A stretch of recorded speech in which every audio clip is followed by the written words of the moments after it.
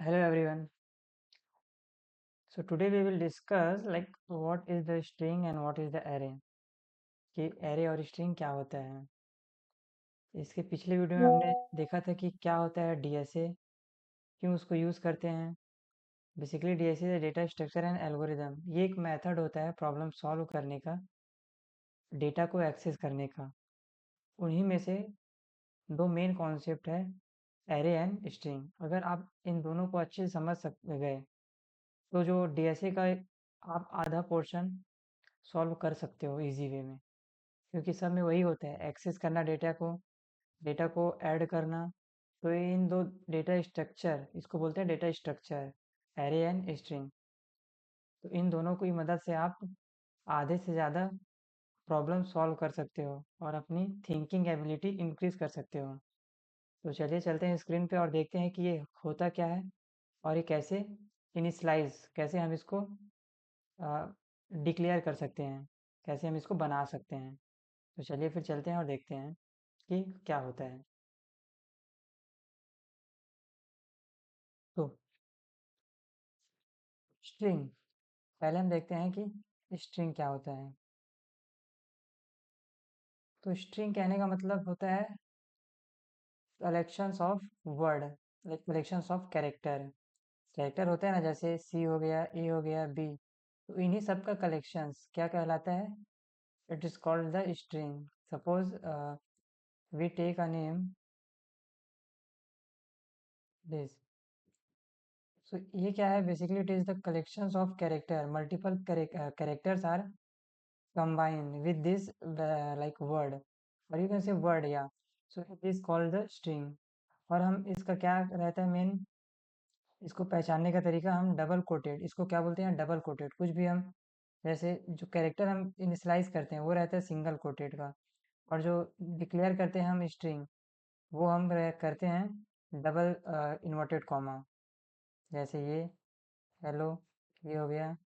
तो इस तरह से हम डिक्लेयर कर सकते हैं इसको, स्ट्रिंग को. अब प्रोग्राम में क्या होता है, कैसे हम डिक्लेयर करें कि यही यही स्ट्रिंग है.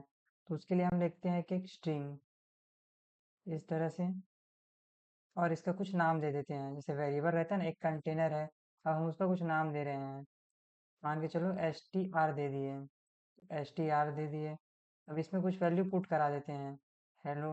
और इसको जैसे ही हम ये करते हैं डबल कोटेड के अंदर, तो ये क्या होता है, एक स्ट्रिंग के फॉर्मेट में आ जाता है. और जब हम इसको प्रिंट करेंगे system dot out dot print L करके एच टी आर को, तो ये हमें आउटपुट में क्या देगा? ये हेलो. तो इस तरह से. और एक स्ट्रिंग का एक खासियत है, ये रहता है इंडेक्स बेस्ड. अब इंडेक्स बेस्ड बोलने से क्या मतलब है? एक एड्रेस है 0 1 2 3 4, ठीक. तो अगर हम इसको प्रिंट करें, अब इसको प्रिंट करने के लिए एक रहता है, जैसे हम पहले स्ट्रिंग का नाम देते हैं, डॉट कैर एट रहता है, और यहाँ हम उस इंडेक्स, उसके एड्रेस को पास करते हैं. तो जब हम इसको प्रिंट करेंगे तो इसका क्या वैल्यू आएगा? इसका वैल्यू आएगा एच. कि केवल एक कैरेक्टर को जो उस एड्रेस पे प्रेजेंट है वो हमें वो एड्रेस, वह वैल्यू ला के देगा. ये होता है हमारा स्ट्रिंग. हम इस तरह से अपने प्रोग्राम में इसको इम्प्लीमेंट कर सकते हैं. स्ट्रिंग लिखेंगे, ये होता है बेसिकली एक कीवर्ड, और ये उसका नाम, एंड देन जो वैल्यू उसमें हम पुट कराना चाहते हैं वो. इसके जगह, इसके बाद आता है array. Array just like similar in the string, but array क्या होता है?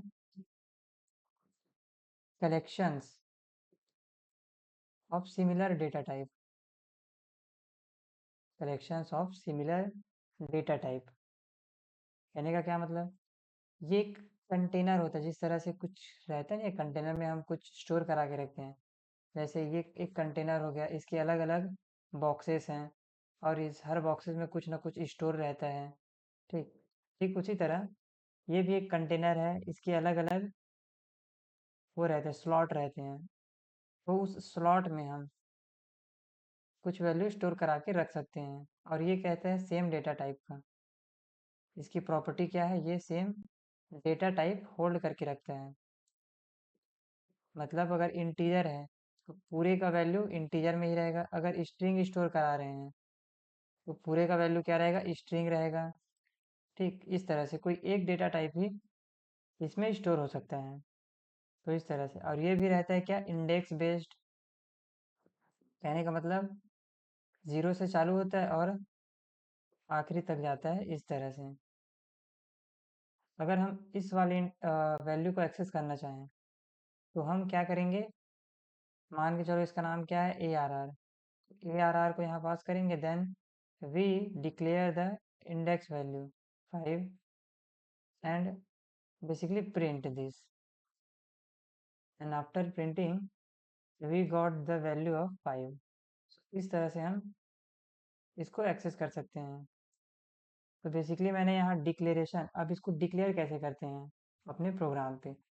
स्ट्रिंग का तो सिंपल है, हम स्ट्रिंग लिख के डायरेक्ट उसको इनिशियलाइज करा लेते हैं। यहाँ रहता है पहले हम डेटा टाइप का नाम देंगे, फिर अपने एरे का नाम देंगे, फिर ये ब्रैकेट। ये बेसिकली सिंबल है हमारे एरे क्रिएशन का। ठीक, ये हो गया अपना डेटा टाइप, ये हो गया सिंबल जो हम एरे क्रिएट कर रहे हैं उसका।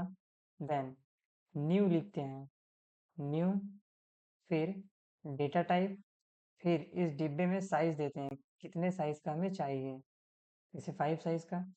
ये होता है डिक्लेयर करने का, कि कैसे हम बना सकते हैं एरे अपने प्रोग्राम पे।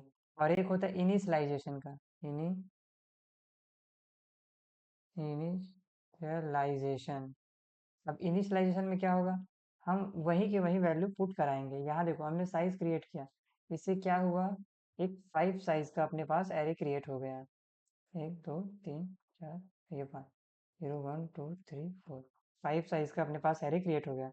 अब इनिशियलाइज वैल्यू उसमें पुट कराना है, तो हम डायरेक्ट भी वैल्यू पुट करा सकते हैं। कैसे, इन ए आर आर, देन ये, देन इस तरह से करली ब्रैकेट बोलते हैं इसको, 1 2 3 4 5 6। आप जितना यहाँ वैल्यू पुट करोगे उस साइज का यहाँ एरे, और उसमें वैल्यू पुट होके आपको मिलेगा। ये होता है डायरेक्ट वैल्यू को पुट कराने का तरीका, इस तरह से। अब अगर आप प्रिंट करना चाहो तो आप लूप लगा के इसको प्रिंट भी कर सकते हो। ठीक है, वो इसका मेन ऑपरेशन हम आने वाले वीडियो पे देखेंगे। ठीक, फिलहाल मेरा मेन मोटिव था कि कैसे हम डिक्लेयर करते हैं एरे को हमारे प्रोग्राम पे, और कैसे हम डिक्लेयर करते हैं स्ट्रिंग को अपने प्रोग्राम पे, ये था। और कैसे ये वर्क करता है, मतलब दिखता कैसे है। एक विजुअल रिप्रेजेंटेशन है, ज़रूरी नहीं है कि एक एक्चुअल ऐसा ही दिखे। एक विजुअल फॉर्म बना दिया ताकि समझने में आसानी हो। तो ये होता है, हम डिक्लेयर करा सकते हैं। एक खाली एक डिब्बा हमें 5 स्लॉट का प्रोवाइड करेगा, और एक होता है हम इनिशियलाइज करा सकते हैं, उसमें वैल्यू पुट करा सकते हैं। ये हमें प्रॉपर एक डिब्बा देगा, उसमें वैल्यू पुट करा के देगा। तो दैट्स इट, ये था हमारा एरे एंड स्ट्रिंग को कैसे हम डिक्लेयर करते हैं और क्या होता है उसका छोटा सा क्विक रिव्यू। एंड अब आने वाले वीडियो में हम इसके फर्दर फर्दर कुछ ऑपरेशन परफॉर्म करेंगे, कुछ क्वेश्चन सॉल्व करेंगे, ताकि हम ये डीपली क्लियर हो।